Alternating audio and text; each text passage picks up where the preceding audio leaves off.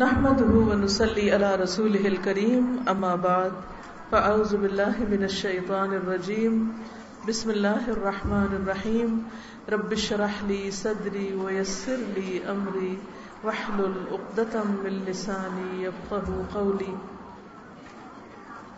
یہ بتائیے کہ رمضان کے بارے میں کس کس کو پتہ ہے؟ سب کو پتہ ہے رمضان کس لیے آتا ہے؟ روزے رکھنے کے لیے. اگر آپ سب کو پتہ ہے تو پھر یہاں کیوں آئے؟ کیا کرنے آئے پھر؟ پتہ تو پہلے ہی ہے. تو بہت دفعہ ہمیں بہت سی باتوں کا پتہ ہوتا ہے لیکن ہم جان بوجھ کر بھی انجان ہوتے ہیں. ہم بھول جاتے ہیں یا وہ ہماری پرائرٹی لسٹ میں نہیں ہوتی وہ چیز. اب پچھلا رمضان گزرے کتنے مہینے ہو چکے؟ 11. تو 11 مہینوں میں ہم بہت کچھ بھول جاتے ہیں. پھر جب یاد دلایا جاتا ہے تو یاد آ جاتا ہے اور پھر ہم نئے سرے سے اس کو ویلکم کرنے کے لیے تیار ہو جاتے ہیں. رمضان جو ہے وہ ایک بہت پاورفل مہینہ ہے جس میں نائٹ آف پاور ہے. وہ کون سی؟ لیلۃ القدر. کیا پاور ہے اس کی؟ ایک رات کے اندر اللہ نے 1000 مہینوں کا اجر لکھ دیا. لیلۃ القدر خیر من 1000 شہر. لیلۃ القدر 1000 مہینوں سے زیادہ بہتر ہے. تو جس مہینے میں لیلۃ القدر ہے وہ مہینہ بھی باقی مہینوں سے بہتر ہے، افضل ہے، بہت بڑا ہے. تو جو چیز جتنی بڑی ہوتی ہے اس کی اتنی ہی زیادہ قدر کی جاتی. رمضان ایک پاورفل مہینہ ہے، بہت زبردست مہینہ ہے جس نے تاریخ کا رخ موڑ دیا تھا. سب سے پہلے تو یہ کہ رمضان میں قرآن پاک نازل ہوا. شہر رمضان الذی انزل فیہ القرآن. رمضان وہ مہینہ ہے جس میں قرآن نازل کیا گیا، قرآن اتارا گیا. کہاں سے؟ آسمان سے، لوح محفوظ سے. کس کے لیے؟ میرے لیے، آپ کے لیے، سب انسانوں کے لیے. قرآن کیا ہے؟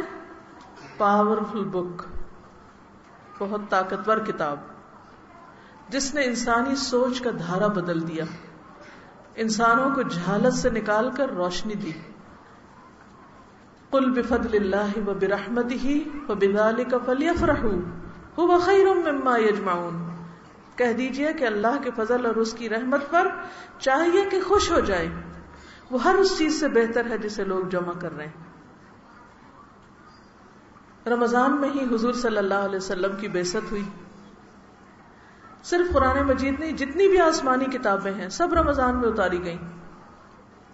تو یہ مہینہ بہت زبردست مہینہ ہے، وہ معمولی نہیں ہے. بہت اہم وقت آنے والا ہے آپ پر جو رحمتوں کی برسات لیے ہوئے آ رہا ہے، جس میں برکتیں ہی برکتیں، اجر ہی اجر ہے، نیکیوں کا موسم ہے، بلکہ موسم بہار ہے. تو اس مہینے کی قدر کرنی ہے. پھر رمضان وہ مہینہ ہے کہ جس میں جنگ بدر ہوئی تھی. جنگ بدر کو کیا کہا جاتا ہے؟ یوم الفرقان، فیصلے کا دن. کس چیز کا فیصلہ؟ حق اور باطل کا، کہ کس کو زندہ رہنا ہے، آئندہ کس کے لیے کامیابی ہے. یہ واقعہ بھی کب پیش آیا؟ رمضان میں. جس سال رمضان کے روزے فرض ہوئے تھے، شعبان 2 ہجری میں، جنگ بدر بھی اسی سال ہوئی تھی. شعبان میں حکم سنایا جا رہا ہے کہ جی آپ پر رمضان کے روزے فرض ہیں، اور رمضان آ گیا، روزے فرض ہوئے، کچھ روزے رکھے کہ اتنے میں دشمن بھی سر پہ آ گیا اسلام کو ختم کرنے کے لیے. اور مسلمانوں نے ابتدا میں روزے رکھے، پھر جنگ کرنے چلے گئے. ان کی زندگیاں ہماری طرح نہیں تھیں، ان کی پرائرٹیز کچھ اور تھیں. وہ یہ دیکھتے تھے کہ اسلام کو اب کہاں، کس وقت، کس چیز کی ضرورت ہے. اور فوراً لبیک کہہ دیتے تھے، حاضر ہیں اللہ. اور یہی ہمارا طرز عمل ہونا چاہیے. پھر رمضان وہ مہینہ ہے جس میں مکہ فتح ہوا تھا. اس نے تاریخ کا دھارا بدلا تھا، تاریخ کا رخ موڑا تھا. فتح مکہ نے کیا ثابت ہوا تھا فتح مکہ کے بعد؟ کہ اب اسلام رول کرے گا، کیونکہ کعبہ کی کنجی جو تھی جس کے ہاتھ میں ہوتی تھی وہی عرب کا سردار ہوتا تھا. اور اب صرف محمد رسول اللہ صلی اللہ علیہ وسلم کے ہاتھ میں کعبہ کی کنجی نہیں آئی تھی، بلکہ آپ ایک پیغمبر بھی تھے. صرف ایک رولر نہیں تھے، ایک پیغمبر بھی تھے اور دین حق لے کر آئے تھے. هو الذی ارسل رسولہ بالہدی ودین الحق لیظہرہ علی الدین کلہ. وہ اللہ وہ ذات ہے جس نے اپنا رسول ہدایت دے کر بھیجا. الذی ارسل رسولہ بالہدی ودین الحق، اور دین حق دے کے بھیجا. کس لیے؟ لیظہرہ علی الدین کلہ، تاکہ باقی تمام ادیان پر اس کو غالب کر دے.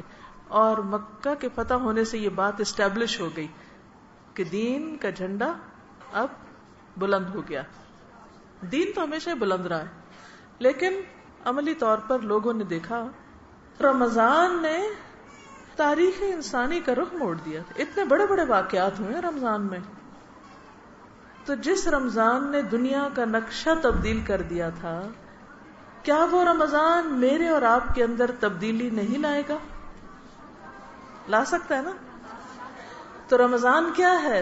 تبدیلی کا موقع ہے. اپنے آپ کو تبدیل کرنے کا وقت ہے. کس چیز کی تبدیلی؟ ہم تو اچھے بھلے رہ رہے ہیں، ہمیں کس تبدیلی کی ضرورت ہے؟ تو ہم سب سوچیں کہ کیا ہمیں اپنی کسی عادت کو تبدیل کرنے کی ضرورت ہے یا نہیں؟ جواب نہیں آیا تو میں سمجھوں گی آپ سن نہیں رہے. ہے، ہم سب کو تبدیلی کی ضرورت ہے. کس تبدیلی کی؟ کہ ہم پچھلے سال سے، پچھلے مہینے سے، پچھلے ہفتے سے، پچھلے دن سے زیادہ اچھے ہو جائیں. اگر ہم کسی اچھے راہ پر چل بھی رہے ہیں نا تو کافی نہیں ہے، اس سے آگے جانا ہے، اس سے اوپر اٹھنا ہے، اس سے بہتر کرنا ہے، اس سے زیادہ کرنا ہے. جیسے دنیا کے لیے ہم اسٹرگل کرتے ہیں، آگے جانے کی کوشش کرتے ہیں. مثلا کوئی کاروبار کرتا ہے انسان، تو جو عقل مند لوگ ہوتے ہیں وہ ایک کاروبار پہ نہیں رہتے. ایک کاروبار سے جو پروفٹ آتا ہے ان کے پاس، وہ اسے بینک میں نہیں رکھ چھوڑتے، وہ اس سے ایک اور کاروبار شروع کر لیتے، اس سے اور پیسے بناتے ہیں، ایک اور شروع کر لیتے ہیں. تو آپ نے دیکھا ہوگا کہ کچھ لوگ صرف ایک کاروبار نہیں کرتے. ہاں، کچھ لوگ ہوتے ہیں جو ایک دکان دادا نے کھولی ہوتی ہے، ابا بھی وہیں بیٹھتے ہیں، بیٹا بھی، اور پوتے نے بھی وہیں بیٹھنا ہے. وہ بھی گلیوں میں گھوم پھر رہا، اسے پتا وہ دادا کی دکان ہے، بیٹھ جاؤں گا میں بھی ادھر، 2 وقت کی روٹی کما لوں گا. تو کچھ لوگ اس طرح کے کام کرتے ہیں، اور کچھ لوگ کہاں سے کہاں پہنچ جاتے ہیں. جس گاؤں میں نے بچپن میں 1 سال گزارا اور پڑھا، تو میں نے سوچا کہ میں ذرا چکر لگا کے ہوں وہاں کے کیا حالات ہیں، ذرا دیکھ کے آؤں کچھ چیزیں.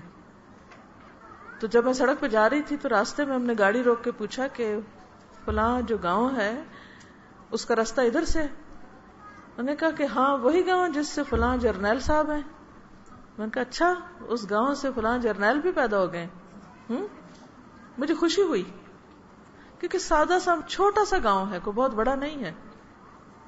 تو میں سوچنے لگی کہ اس گاؤں کے باقی بچے کیا کر رہے ہیں جس گاؤں سے ایک جرنیل بن چکا ہے.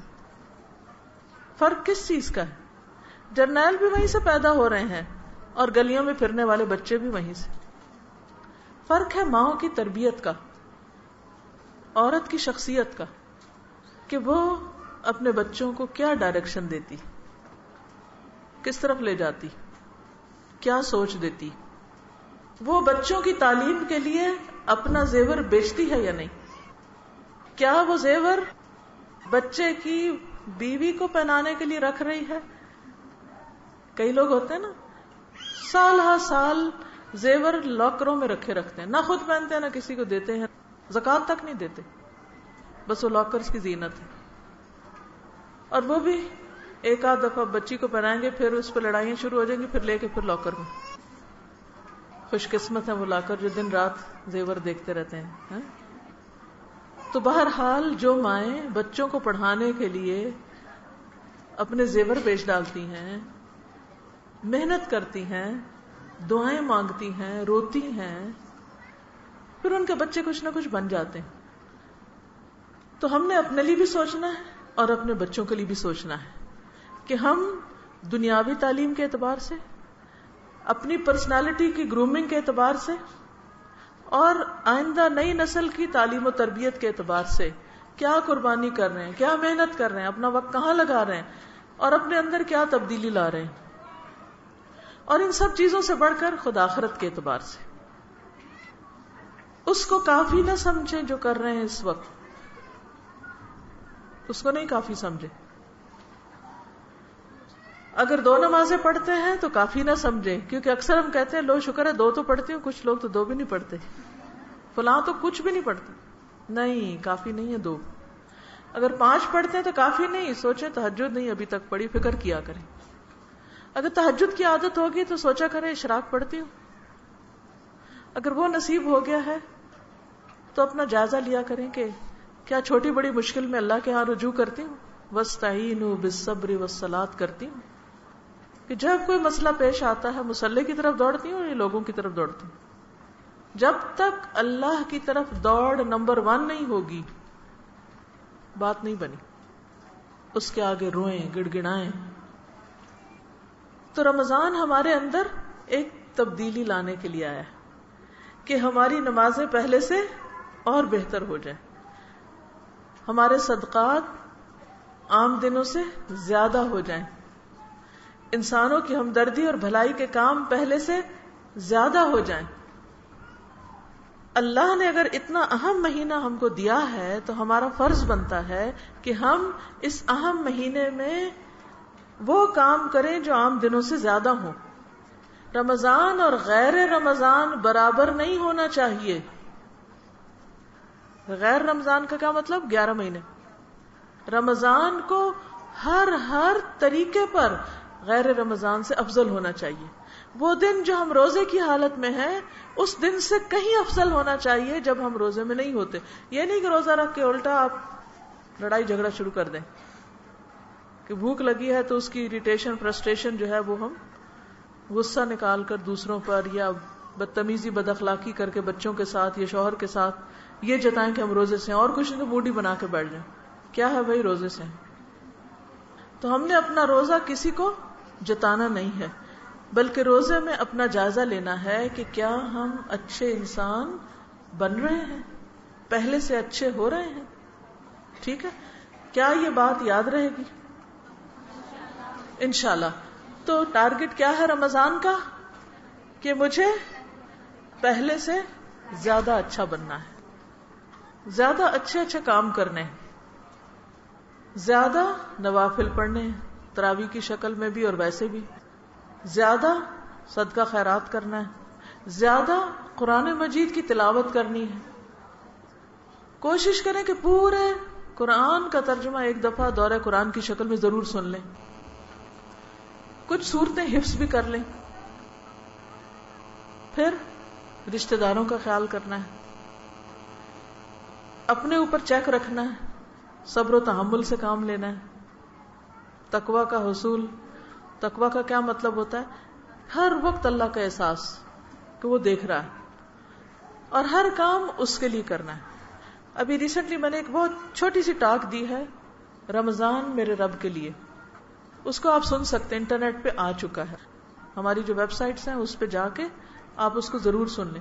اس میں نے ڈیٹیل سے یہ بتایا ہے کہ رمضان میں ہم جو بھی کام کریں اس میں اپنی نیت کو اللہ کی طرف موڑ لیں. کھانا پکائیں تو کس کے لیے؟ اللہ کے لیے. کسی کو کھلائیں تو اللہ کے لیے. ہر چیز اللہ کے لیے. یہی تقویٰ ہے، یہی اخلاص ہے. کیونکہ جب انسان اللہ سے ڈرتا ہے تو پھر اچھے کام بھرپور طریقے سے پورے شوق کے ساتھ کرتا ہے اور اس میں تھکتا نہیں، اس میں اس کو کسی قسم کی کوئی پریشانی نہیں ہوتی. وہ تھک کے بھی پھر خوشی سے اٹھ جاتا ہے سویرے. وہ رات تراویح پہ پاؤں سوج جاتے ہیں, کمر تھک جاتی ہے, لیکن پھر صبح اٹھے بیٹھے ہوتے ہیں. یاد رکھیے کہ یہ کچھ چیزیں انسان کے اندر ایسی ہیں کہ جن کا تعلق اس کی سوچ کے ساتھ ہے, اس کے ذہن کے ساتھ ہے. بھوک, نیند, یہ دو چیزیں ایسی ہیں کہ اگر آپ ان کے بارے میں سوچنا شروع کر دیں تو آپ سیلف پٹی کا شکار ہوں گے. مثلا اگر آپ کو اس وقت بھوک لگی ہے یا پیاس لگی ہے, یقیناً لگی ہوگی, اور آپ یہ سوچیں مجھے پیاس لگی, تو کیا ہوگا؟ آپ بے چین ہو اٹھیں گے. لیکن اگر آپ یہ کہیں میں اپنی پیاس کنٹرول کر سکتی ہوں, میرے میں ہے اتنی ہمت, میں کنٹرول کر سکتی ہوں, اور آپ کنٹرول کر جائیں گے. اگر بھوک لگی ہے اور آپ شور مچایا جا رہے ہیں بھوک لگی, بچوں کی طرح وائن کر رہے ہیں, تو کیا ہوگا؟ پھر آپ کوئی اور کام نہیں کر سکتے. لیکن اگر آپ یہ کہیں میں اپنی بھوک کنٹرول کر سکتی ہوں, مجھے کوئی مسئلہ نہیں, اور آپ کر جائیں گے.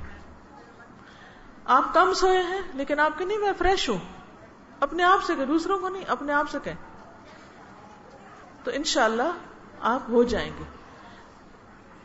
رات کی نیند کی کمی پوری کرنے کے لیے اللہ سبحانہ وتعالی نے ہمیں ایک بہت عمدہ طریقہ سکھایا ہے جس کو کہتے ہیں پاور نیپ, قیلولہ.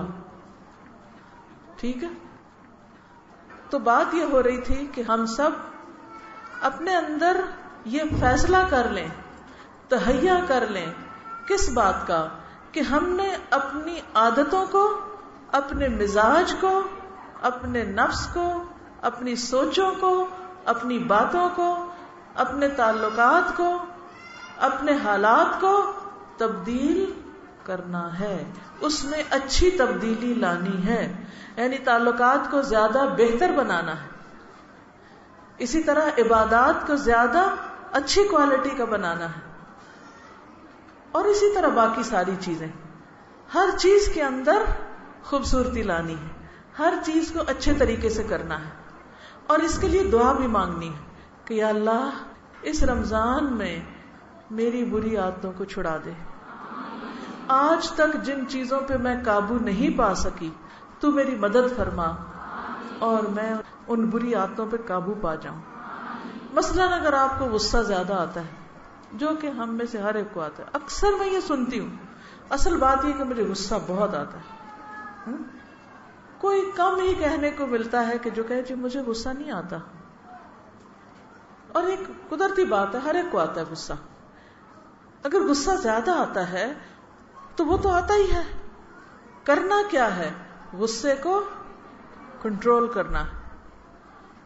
اگر آپ گاڑی چلا رہے ہیں اور آپ کو بریک لگانی نہیں آتی یا گاڑی کی بریک نہیں, کیا ہوگا؟ ایکسیڈنٹ. اسی طرح غصے کے موقع پر خود کو بریک لگانی نہیں آتی, کیا ہوگا؟ ایکسیڈنٹ, لڑائی, جھگڑا, فساد. تو اس لیے بہت ضروری ہے کیا کہ ہم اپنے اوپر کنٹرول کرنا سیکھیں, اور یہ چیز روزے کے ذریعے آتی ہے. روزے کے ذریعے کیا آتا ہے؟ Self control. مثلا بھوک ایسی چیز ہے کہ اس میں انسان کے سامنے کوئی چیز آ جائے, چاہے اپنی نہ بھی, تو انسان کہتا ہے اچھا میں اس کو بتا دوں گا مجھے بھوک لگی میں کھانے لگا ہوں, تعویل کر کے کچھ کھا جائے گا, سوچتا بھی نہیں. اس وقت انسان اپنے آپ کو طرح طرح کے بہانے دے کر ناجائز کو بھی جائز کر لیتا ہے. لیکن روزے کی حالت میں آپ دیکھیں کہ کس طرح لوگ اپنے کھانے پینے پہ کنٹرول کر لیتے ہیں. It's amazing. یہ معمولی بات نہیں ہے, یہ بڑی حیران کن بات ہے کہ ایک دن نہیں, 2 دن نہیں, 30 دن انسان صبح سے شام تک کچھ نہ کھائے پیے. جب 30 دن کے بعد عید آتی ہے نا اور ہم کچھ کھانے لگتے ہیں تو اتنا عجیب لگتا ہے کہ ہائے ہم کھا رہے ہیں. اور اس دن روزہ رکھنا منع ہے, آج روزہ نہیں رکھ سکتے, آج کھاؤ. یعنی دن کی روشنی میں ہم 30 دن نہیں کھاتے. یہ ایک ایسا سیلف ڈسپلن ہے، سیلف کنٹرول ہے، اپنے آپ پر پابندی ہے، کسی کی خاطر نہیں، صرف ایک اللہ کی خاطر. تو اس کا مطلب ہے کہ آپ اگر اب اپنے آپ کو کنٹرول کر سکتے ہیں تو کسی دوسرے موقع پر بھی کنٹرول کر سکتے ہیں. لیکن ہم کرتے کیوں نہیں؟ اس لیے کہ یہاں تو ہم نے فیصلہ کیا کہ کچھ نہیں کھانا پینا، یہاں تو یہ ہمارا ڈیسیژن ہے کہ ہم نے کنٹرول کرنا ہے، لیکن وہاں ہمارا ڈیسیژن نہیں ہوتا کہ ہم نے اپنی زبان کنٹرول کرنی ہے، یا غصہ کنٹرول کرنا ہے، یا اپنے خیالات کو کنٹرول کرنا ہے کہ بدگمانی اور حسد اور اس طرح کی چیزوں کو کنٹرول کرنا ہے. جس دن ہم یہ فیصلہ کر لیں کہ ہم نے یہ کرنا ہے، اللہ کروا دے گا. مثلا ہم صبح فجر کی نماز کے لیے مشکل سے اٹھتے ہیں، کیوں؟ کیا وجہ ہے؟ کیونکہ ہم نے پکا ڈیسیژن نہیں ابھی کیا. جس دن ڈیسیژن کر لیا اس دن آپ 1 نہیں 2 اور 3 الارم لگا کے سوئیں گے. کیونکہ میں کسی کو جانتی ہوں وہ 1 الارم پہ نہیں اٹھ سکتے، کیونکہ ایک جو سرانے رکھا ہوتا ہے نا، ذرا اس کی آواز ہے اس کو بند کر کے چپ کرا دیا، پاسا پلٹ کے سو گئے، ٹھیک ہے. لیکن 5 منٹ بعد ایک وہ میز والا بج گیا، اوہ ہوئے ہوئے، اب کیا کریں؟ اٹھ کے بند کریں؟ اچھا اس کو بھی بند کر دیا، ذرا سے ایسے آنکھیں بند. اب 5 منٹ بعد وہ ایک اوپر سے بول پڑا، وہ ہے دور، اس کے لیے چند قدم چل کے جانا پڑے گا. وہ تو سونے ہی نہیں دے رہا. سو سکتے؟ سو ہی نہیں سکتے. جس دن فیصلہ کر لیا نا آپ نہیں سو سکتے، آپ اٹھیں گے. اور اپنے آپ سے کہیں کہ اگر میں رمضان میں سحری کے وقت اٹھ سکتی ہوں تو عام دنوں میں فجر کے لیے نہیں اٹھ سکتی؟ اٹھ سکتی ہوں. سحری کے لیے اٹھنے کا میں نے فیصلہ کیا. کتنی فکر سے سوتے ہیں رات کو، ہے کہیں آنکھ نہ کھلے تو کیا ہوگا، کرتے ہیں نا فکر. ایسی ہی فکر کرنی ہے نماز فجر کی عام دنوں میں کہ ہائے نہ اٹھی تو کیا ہوگا. کیونکہ جو شخص فجر کی نماز پڑھتا ہے وہ اللہ کی حفاظت میں ہوتا ہے. اور اگر کبھی رہ جائے تو سخت ڈرے کہ اللہ نے اپنی حفاظت کا ہاتھ اٹھا لیا مجھ سے، کچھ بھی ہو سکتا ہے مجھے. ایسا ڈر آئے گا کہ روح کانپ جائے گی کہ نہ نہ نہ نہ، میں نے اپنے اوپر سے اللہ کی پروٹیکشن کو نہیں ہٹانا، میں نے پڑھنی ہے نماز، ہر قیمت پہ پڑھنی. اور پھر اگر آپ اللہ سبحانہ وتعالی سے دعا کر کے سوئیں کہ یا اللہ پاک اتنے بجے میں نے اٹھنا ہے، بلیو می بعض اوقات ایسے لگتا ہے جیسے کسی فرشتے نے آ کے ہلا دیا ہو، کوئی کان میں آ کے کچھ کہہ دیتا ہے. آپ سب کا تجربہ ہوگا اس قسم کا. یہ اللہ کی مدد ہوتی. اللہ کے لشکروں کو کوئی نہیں جانتا سوائے اللہ کے، اسی کو پتا ہے. وہ کسی کو بھی بھیج سکتا ہے آپ کو اٹھانے کے لیے، اس کے لیے کیا مشکل ہے؟ تو اس سے دعا مانگ کے سویا کرے. تو رمضان اپنے اندر تبدیلی لانے کا موقع ہے. پھر اسی طرح ہم اللہ کے حکم سے حلال چھوڑتے ہیں تو ہمارے لیے حرام چھوڑنا بھی آسان ہو جاتا ہے. مثلا روزے کی حالت میں کھانا پینا چھوڑنے کے علاوہ شوہر کے ساتھ جنسی تعلق بھی منع ہے، حالانکہ وہ حلال ہے. تو اگر کوئی شخص حلال ریلیشن شپ میں اپنے آپ کو روک سکتا ہے تو وہ حرام سے بھی روک سکتا ہے. ایسے لوگ زنا کا ارتکاب کرتے ہوئے بھی ڈریں گے. کیوں؟ کیونکہ انہوں نے تو اللہ کی خاطر 30 دن تک اللہ کے حکم سے کوئی ایسا کام نہیں کیا اپنے روزہ بچانے کی خاطر. تو یہ کیسے ہو سکتا ہے کہ پورا مہینہ اس کی پریکٹس کر کے رمضان کے بعد وہ حرام کام کرنے چل پڑے؟ یہ نہیں ہو سکتا. تو رمضان موقع ہے تبدیلی کا، چینج کا، اور اس چینج میں ہمارا ہی فائدہ ہے. یہ ہماری ضرورت ہے، اس میں ہمارا بھلا ہے. اس کے لیے آپ کو ابھی سے نیت کر لینی، ارادہ کر لینا ہے پکا. کیونکہ اگر ہم چینج نہیں ہوتے تو کیا اللہ کا کلام چینج ہوگا؟ ہو سکتا ہے؟ نہیں. تو چینج کس کو ہونا ہے؟ ہم کو ہونا ہے. اگر ہم اچھی سیرت اخلاق نہیں اپناتے تو کیا نبی صلی اللہ علیہ وسلم کی سیرت میں تبدیلی کر لیں گے کہ جن کے اسوہ حسنہ کی پیروی کی ہم کو حکم ہے؟ پھر اسی طرح یہ کہ جن باتوں پر اللہ نے سزا کا حکم سنایا ہے، اگر ہم نے وہ کام کیے تو اللہ تعالیٰ اپنے فیصلے بدل دے گا کہ نہیں ان کے لیے نہیں سزا. کس چیز نے ہمیں دھوکے میں ڈالا ہوا کہ ہم بڑے چہتے ہیں اللہ کے؟ کیا ہمارے بغیر دنیا کے کام چل سکتے ہیں؟ بالکل چل سکتے ہیں. جب ہم دنیا میں نہیں تھے تو دنیا چل رہی تھی نا، کہ رکی ہوئی تھی؟ سورج نکلتا تھا، فصلیں اگتی تھی، سب کام ہو رہے تھے. جب ہم نہیں ہوں گے تب بھی سب کام ہوں گے، سارے کے سارے ہوں گے. ہم نہیں ہوں گے. لہذا آج اگر ہم ہیں تو ہمیں اپنی خاطر، اپنے فائدے کے لیے، اپنی بھلائی کے لیے کیا کرنا چاہیے؟ کوشش اور دعا کے ساتھ اپنی بری عادتوں پر قابو، اور اللہ کے لیے سب کام کرنے کی عادت، اور اللہ کی محبت اور شدید محبت اپنے دل میں پیدا کرنا، اور اپنی آخرت کو بہتر بنانے کے لیے دعائیں اور کوشش. ٹھیک ہے؟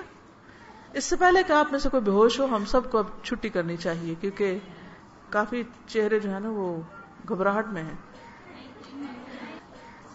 چلیے تھوڑی دیر کے لیے سوچ لیجئے کہ حشر کے میدان میں ہر شخص پسینے میں ڈوبا ہوا ہوگا، ہے نا؟ کسی کا پسینہ اس کے پاؤں تک، کسی کا کمر تک، کسی کا اوپر. سمجھو حشر کا میدان میں بیٹھے، اس وقت کیا چاہیں گے؟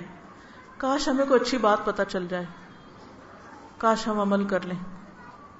وہ عمل ہم اب کر لیں، اب جان لیں، اب نیت کر لیں، سوچ لیں، ارادہ کر لیں اور عمل کی ٹھان لیں. اس کے لیے آپ کے لیے یہ کتاب لکھی گئی ہے، اور اس کتاب میں آپ کو رمضان مبارک کے بارے میں پتہ چلے گا. یہ سب سے پچھلے صفحے پہ آپ دیکھیں تو رمضان میں کیا کچھ ہوتا ہے اس کی تفصیل دی ہوئی ہے. اسی طرح شروع میں کہ رمضان کا آغاز کس طرح کرنا، آپ نے پوری تیاری کے ساتھ دن کا ٹائم ٹیبل بتایا گیا کہ کیسے بنانا ہے، فجر کے بعد کیا کرنا ہے، ظہر کے بعد کیا کرنا ہے، عصر کے بعد، مغرب کے بعد، کیونکہ مسلمان کا ٹائم ٹیبل نمازوں کے ساتھ بندھا ہوا ہے. ٹھیک ہے؟ پھر کون سی دعائیں پڑھنی ہیں، وہ دعائیں بھی یہاں ہیں، الگ کارڈ میں بھی چھاپ دی گئی ہیں. اس کارڈ کو آپ نے کیا کرنا ہے؟ کھانے کی میز پہ رکھ دینا ہے درمیان میں. جیسے آپ ہوٹل میں جاتے ہیں نا، ریسٹورینٹ میں جاتے ہیں تو وہاں پر آپ نے دیکھا ہوگا کہ وہ بیچ میں مینیو کارڈ رکھے ہوتے ہیں ایسے کر کے. یہ دیکھیے، یہ رمضان کی دعاؤں کا کارڈ ہے. ٹھیک؟ اس میں افطار کے وقت کی دعائیں بھی ہیں، چاند کی بھی ہے، کسی کا اگر آپ روزہ کھلائیں تو اس کی بھی ہے. اس کو بیچ میں میز کے سجا دیں 2-3. جب سارے بچے بیٹھے نا تو آپ ان سے کہیں کہ اچھا اب یہ پڑھو، سارے اٹھائیں پھر وہاں رکھ دیں. جیسے آپ پلیٹیں روز رکھتے ہیں نا، ٹیبل لگاتے ہیں، نہیں لگاتے؟ تھوڑا بہت تو لگاتے ہی ہوں گے سارے، یا کوئی آپ کے لیے لگاتا ہوگا، یا آپ خود لگاتے ہیں یا کوئی آپ کے لیے لگاتا ہوگا. ویسے تو بیٹیوں کو خود لگانا چاہیے، لیکن اگر کوئی بھی لگاتا ہے آپ تو آپ کہیں جیسے پلیٹیں رکھی ہیں نا، یہ بھی رکھ دو وہاں. ٹھیک ہے؟ تو اس طرح ہر روز دعائیں. اسی طرح نماز کے لیے ایک جگہ مقرر کر لیں گھر میں، اور اس کے ساتھ ایک ٹوکری یا بیگ رکھ لیں. اس میں قرآن مجید، مختلف دعاؤں کے کارڈز، مثلا یہ نماز کے بعد کے مسنون اذکار ہیں، کیا کیا پڑھنا چاہیے. ٹھیک ہے؟ اب کیا کریں؟ رنگ آپ کو ایک دم پہچانا جائے گا. اچھا نماز پڑھ لی ہے، اب دعائیں مانگنی، کارڈ نکالیں، پڑھیں، واپس اسی جگہ رکھ دیں، اگلی نماز میں پھر وہیں رکھ دیں. اسی طرح جو دوسری دعاؤں کی کتابیں، مثلا قرآنی اور مسنون دعائیں اور ایاک نستعین وغیرہ، اس میں بھی آپ کیا کریں؟ وہ بھی وہاں رکھ لیں. یہ استخارہ کا کارڈ ہے، کیونکہ مختلف فیصلے کرنے پڑتے ہیں، اس کو بھی ادھر ہی رکھ لیں. اگر کسی وقت کچھ مشکل ہوئی ہے، کوئی فیصلہ کرنا ہے، یہ کارڈ نکالیں، پیچھے ہی دعا لکھی ہوئی ہے سامنے، دعا پڑھیں، اللہ سے دعا کریں. اسی طرح چونکہ رمضان آ رہا ہے نا، تو اپنے فریج کے اوپر بھی یاد دہانی لگا دیں، اسٹیکر گاڑی پہ بھی لگا دیں، ہر طرف لگا کے رمضان کو سیلیبریٹ کریں. پھر یہ آپ کے پاس میں دیکھ رہی ہوں جن سے آپ پنکھا جال رہے ہیں نا، یہ سب کو شاید مل بھی چکا ہے یہ پوسٹر، یہ بچوں کے لیے. اس کو لگا دیں، بچوں کے کمرے میں لگا دیں یا سامنے کہیں لگا دیں، اور ان سے کہیں کہ جو جو اچھے کام کیے نا اس کے اوپر نشان لگائیں. پھر رمضان کے آخر میں اس کو آپ ایویلیویٹ کریں اور ان کو اس پر ٹریٹ دیں، یعنی کوئی نہ کوئی انعام دیں. سب سے زیادہ کس کے ٹک ہیں؟ تو اس طرح بچوں کا کمپٹیشن بھی ہو جائے گا. جب 3-4 بچے ہیں نا، سب سے کہیں لگائیں اپنا اپنا، وہ پھر دیکھیں گے کس کے کتنے نمبر بنے. اسی طرح یہ بھی رمضان کی دعائیں لکھی ہوئی ہیں، یعنی جو چاند دیکھ کر دعائیں پڑھنی ہے، تو آپ فریج پہ بھی لگا سکتے ہیں، کہیں بھی لگا سکتے ہیں، جو بھی آپ کے لیے آسانی ہو، سہولت ہو، اس میں کوئی پابندی نہیں ہے. اچھا، اسی طرح اکثر لوگوں کو اپنے بچوں کی ہدایت کی بڑی فکر رہتی ہے کہ ہمارے بچے سیدھے ہو جائیں. ہے سب ماؤں کو فکر بہت زیادہ. اس کے لیے صالح اولاد کے لیے دعائیں، جن کے بچے پیدا ہونے والے ہیں وہ بھی پڑھیں، اور جن کے پیدا ہو چکے ہیں ان کے لیے بھی دعائیں ہیں. اور خاص افطار کے وقت مثلاً اگر بچے بہت تنگ کرتے ہیں نا، تو یہ اگر کارڈ آپ کے پاس ہوگا نا، تو آپ کیا ہے اس وقت دعا قبول ہوتی. روزہ دار کی ویسے بھی دعا قبول ہوتی. تو نمازوں کے بعد بھی آپ کیا کر سکتے ہیں، اپنی اولاد کی نیت سے اس میں سے ترجمے کے ساتھ پہلے سمجھ لیں، پھر اس دعا کو آپ پڑھ لیں. اسی طرح حفاظت کی دعائیں، چوروں سے ڈر لگتا ہے اور پتہ نہیں کس کس چیز سے، تو ہر بری چیز سے حفاظت کے لیے دعائیں یہاں موجود ہیں. اس کی آپ ایک باسکٹ یا پھر آپ ایک بیگ یا کوئی ایسی چیز بنا لیں، یہ سارا کچھ ایک جگہ اکٹھا پڑا ہو. یہ نہیں ایک کہاں ہے ایک کہاں ہے، اور پھر آپ بیٹھے نماز پڑھ کے کہتے ہیں اچھا اب میں کون سی دعا پڑھوں، وہ پتہ نہیں کہاں گئی. نہیں، ادھر ہی پڑے رہے، کوئی اور پڑھے وہ بھی بیٹھ کے پڑھ لے. اس طرح انشاءاللہ جب آپ اپنے آپ کو آرگنائز کر لیں گے تو تھوڑے وقت میں بھی بہت کام ہو جائیں گے. تو رمضان کا ٹائم ٹیبل بنانا ہے، جگہ بنانی ہے، چیزیں رکھنی ہے، کچن میں ٹیپ ریکارڈر، تلاوتوں کی سی ڈیز یا کیسٹ، لیکچرز کی سی ڈی، سحری بنانے جائیں، افطاری بنانے جائیں، لگائیں اور سننا شروع کر دیں. تو انشاءاللہ اگر آپ لوگ اس طریقے پر عمل کریں گے تو آپ کا وقت بہت بچے گا اور رمضان کی روحانیت آپ کے اندر آئے گی. ٹھیک ہے؟ پھر کیا کرنا ہے؟ رحمت اور برکت کا مہینہ ہے، ایسے کام کرنے جس سے اللہ کی رحمتیں آپ پر آئیں. پھر اس کے بعد یہ ہے کہ روزے کے فائدے، کہ روزہ جنت میں داخلے کا ذریعہ ہے. یہ حدیثیں یہاں لکھی ہوئی ہیں، ان میں سے ایک ایک حدیث اپنے گھر والوں کو، بچوں کو کسی ایک وقت میں اکٹھا کر کے بٹھائیں اور تھوڑی تھوڑی باتیں ان سے کہیں اچھا تم یہ پڑھو تم یہ پڑھو، اگر آپ نے ان کو اردو پڑھنی سکھائی، اور اگر نہیں سکھائی تو پھر وہ نہیں پڑھ سکتے. پھر سحری اور افطاری کا اہتمام کرنا ہے، یہ برکت کا وقت ہے.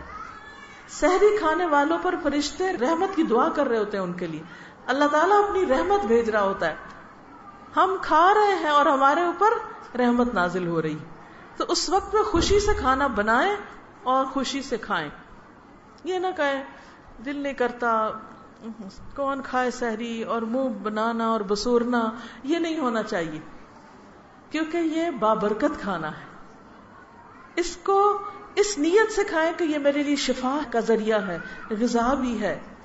پھر اس کے بعد گناہوں کی بخشش کا مہینہ ہے یہ. تو اس میں آپ دیکھیے کہ پیج 12 پر آپ کو استغفار کے بارے میں ملے گا کہ انسان کو اللہ سے بخشش مانگنی چاہیے. کیونکہ ایک حدیث میں آتا ہے کہ ایک دفعہ نبی صلی اللہ علیہ وسلم ممبر پہ تشریف لا رہے تھے اور 3 سیڑھیاں تھیں. تو ایک سیڑھی پر آپ نے قدم رکھا اور جبریل نے کہا کہ وہ شخص جو رمضان کا مہینہ پائے اور پھر بھی بخشش نہ کرا سکے تو اس پر اللہ کی لعنت. تو آپ نے فرمایا آمین. رمضان بخشش کروانے کا مہینہ ہے. اپنے سارے وہ گناہ لکھ کے رکھ لیں جن پہ ندامت ہوتی رہتی ہے، پریشانی ہوتی ہے پچھلی زندگی، ان کا نام لے لے کے یا اللہ میری یہ زیادتی معاف کر دے، میرا یہ گناہ معاف کر دے، مجھے یہاں سے معاف کر دے. تو انشاءاللہ تعالی اللہ تعالیٰ معافی دیں گے. پھر اسی طرح صبر کا مہینہ ہے، تو یہ بھی آپ نے اپنے اندر صبر لانے کی کوشش کرنی. قرآن کا مہینہ، تو اس کے بارے میں بتایا گیا. دعائیں مانگنی ہے، خوب خوب اللہ کا ذکر کرنا ہے. دیکھیے جو مومن ہوتا ہے نا وہ اللہ کا ذکر بہت کرتا ہے. اللہ تعالیٰ خود قرآن پاک میں فرماتے ہیں یا ایھا الذین آمنوا اذکروا اللہ ذکرا کثیرا وسبحوہ بکرۃ واصیلا. اے لوگو جو ایمان لائے ہو، اللہ کا ذکر کرو کثرت کے ساتھ ذکر، اور اس کی تسبیح بیان کرو صبح اور شام. اور منافقوں کے بارے میں فرمایا وَلَا يَذْكُرُونَ اللَّهَ إِلَّا قَلِيلًا، وہ اللہ کو بہت تھوڑا یاد کرتے ہیں. تو ذکر کی کثرت مومن ہونے کی پہچان ہے. ایک اور آیت میں آتا وَالذَّاكِرِينَ اللَّهَ كَثِيرًا وَالذَّاكِرَاتِ، کثرت سے اللہ کا ذکر کرنے والے مرد اور عورتیں. اور اس آیت کے آخر میں آتا ہے اعد اللہ لہم مغفرۃ واجرا عظیما، اللہ نے ان کے لیے مغفرت اور اجر عظیم رکھا ہے. پھر یہ مہینہ ایک دوسرے کی ہمدردی کا ہے، بیماروں، یتیموں، مسکینوں، غریبوں، فقیروں، معذوروں، ان سب کا خیال رکھنا ہے. اس کے بارے میں آپ پڑھیے اس میں. پھر تراویح کی کیا فضیلت ہے، قیام اور کتنا طویل قیام اور اس کا اہتمام. پھر اگر اللہ توفیق دے تو عمرے پہ جائیں، اگر خود نہ جا سکے کوئی اور جا رہا ہو تو اس کی مدد کریں. پھر آخری عشرہ خاص طور پر اگر اعتکاف کر سکے تو کریں، نہیں تو اور زیادہ عبادت، لیلۃ القدر کی تلاش کریں، کیونکہ وہ ایک رات 1000 مہینوں میں بھاری ہے، اس کو ہاتھ سے جانے نہ دیں. آخری عشرے کی ہر رات کو لیلۃ القدر سمجھ کے دعائیں مانگے. ٹھیک ہے، یہ جو آپ نے اپنی کٹ بنانی ہے نا، اس میں اپنی ذاتی دعاؤں کی ڈائری بھی رکھ لیں. جو دل میں پریشانی ہو اور ضرورت ہو اور جن چیزوں پہ کنفیوز ہو، ان ساری چیزوں کو لکھ لیا کریں. ایک تو لکھنے سے ویسے آدھی پریشانی چلی جاتی ہے، ذہن سے بوجھ اتر جاتا ہے. دوسرا یہ کہ دعاؤں کی قبولیت کے وقت میں بیٹھ کر ان چیزوں کو پڑھتے جائیں. پھر آخر میں روزے کے احکام بھی ہیں، اور پھر عید کیسے منائیں تھوڑا سا اس کے بارے میں ذکر ہے. اور رمضان گزرنے کے بعد شوال میں 6 روزے ضرور رکھیں. اور وہ 6 روزے اگر کوئی رکھتا ہے اور رمضان کے روزے رکھتا ہے، گویا وہ سارا سال روزے رکھتا ہے.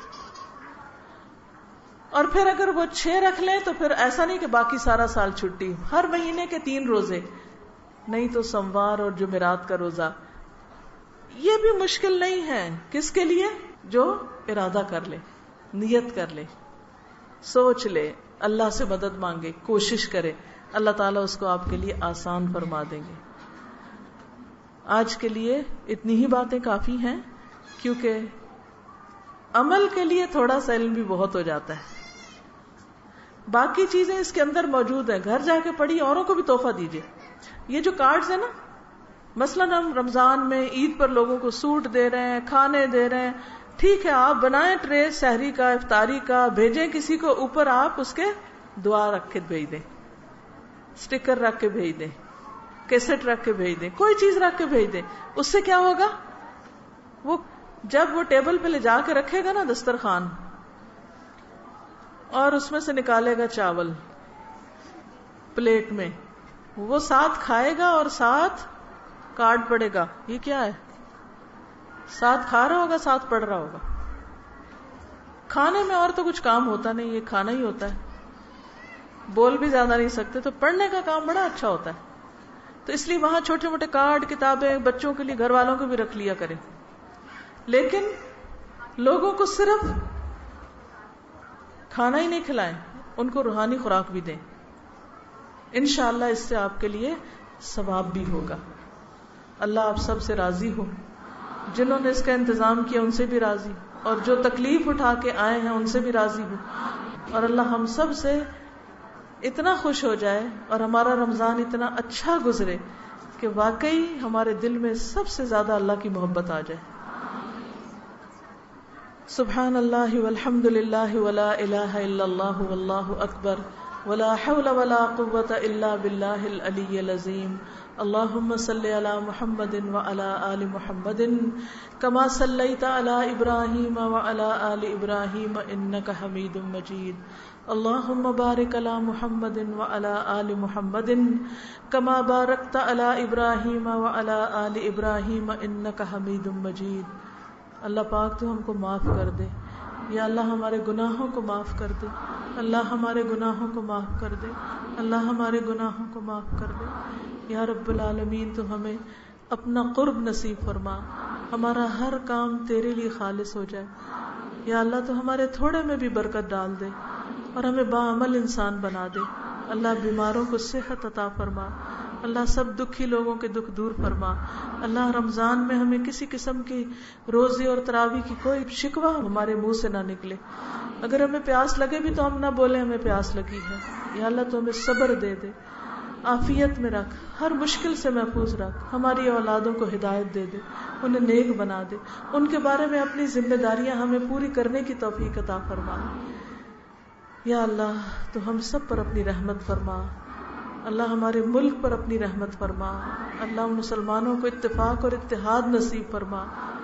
یا اللہ ایک دوسرے کے احترام کی توفیق دے، صبر و برداشت کی توفیق دے یا رب العالمین. ہم اس حال میں تجھ سے ملے کہ تو ہم سے راضی ہو جائے اور ہم تیرے دیدار سے خوش ہو جائیں یا رب العالمین. آج کے ہمارے اس گرمی اور پسینے کو حشر کے دن کے پسینے کا کفارہ کر دے یا اللہ. اس دن ہمیں ٹھنڈکوں میں اپنے عرش کے سائے میں رکھنا. ربنا تقبل منا انك انت السميع العليم وتب علينا انك انت التواب الرحيم وصلى الله تعالى على خير خلقه محمد وعلى آله واصحابه واهل بيته اجمعين برحمتك يا ارحم الراحمين. الہی آمین.